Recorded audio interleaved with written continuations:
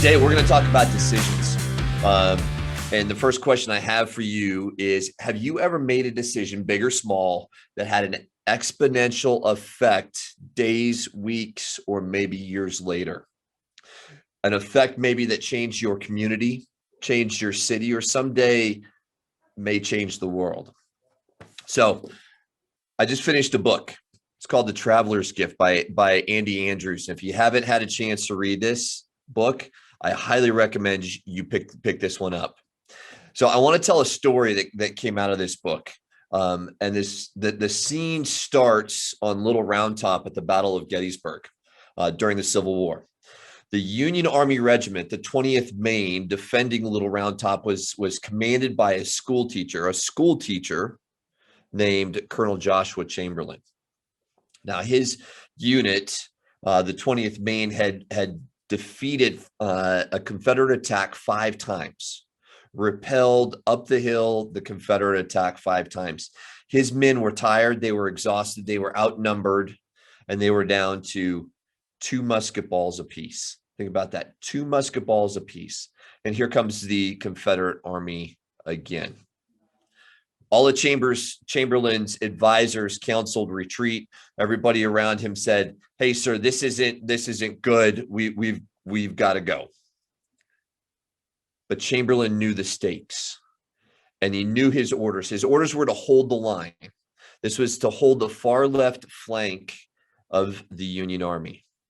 You see, what would have happened if they would have not held that line is the Confederate Army could have started on one side and just rolled from one end to the other up the Union Army.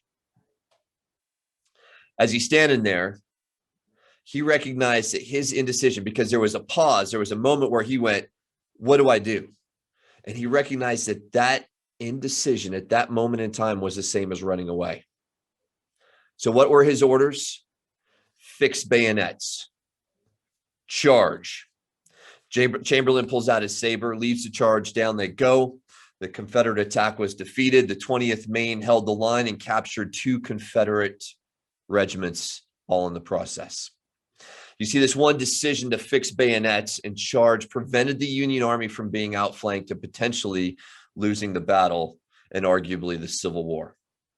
That one decision. But that one decision does not stop right there. You see, if you think about it, that one decision could have been the difference between the Union Army and the Confederate Army winning the Battle of Gettysburg and ultimately the Civil War. What we know is these United States right now could have been 2 countries. It could have been 3 countries, not one massive, gigantic, great country. All because one man, a school teacher from Maine, made a tough decision to fix bayonets and charge. However, let's not stop there, because there was another decision that was made in this very same charge. So I'm gonna fast forward you now a couple years. Chamberlain, war's over. Chamberlain has now moved back to Maine. He's become the governor of Maine, and he received a letter from a Confederate soldier from the 15th Alabama Regiment on the other side. And this Confederate soldier said to Chamberlain, "Hey, Mr. Chamberlain, Governor Chamberlain, I had you in my sights not once, but twice." But he didn't pull the trigger because of some queer notion. Some queer notion stopped him both of those times.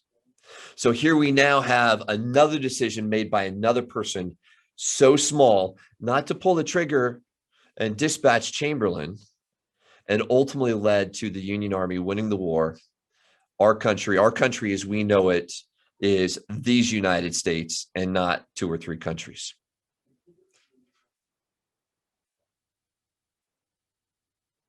Now, you may say, what does this have to do with us? And it's pretty simple. What decisions are you going to make? What decisions that you may need to make that maybe you're kind of sitting there going, "I don't know if I should make this decision." As we've talked about, is it the decision to pick up your phone, to make the call? Is it a decision to have a conversation with your clients to say, "Hey, you know what? Your home is a little overpriced. That's why it's not selling." Is it a decision to become coachable, to maybe sign up for coaching? Is it a decision to hold somebody accountable? What is that one small decision that you have that could have an effect that's going to change the outcome of the world? So I ask you, what do you have to lose? But actually, that's the wrong question to ask. The question to ask is, what do you have to gain? More importantly, what does the world have to gain from you? You may never know the impact or what that impact that you may have and how exponential your decision may be on the rest of the world. So friends, let's get fired up. Every one of you is worthy of greatness. Every one of you can change the world. Go be distinctive.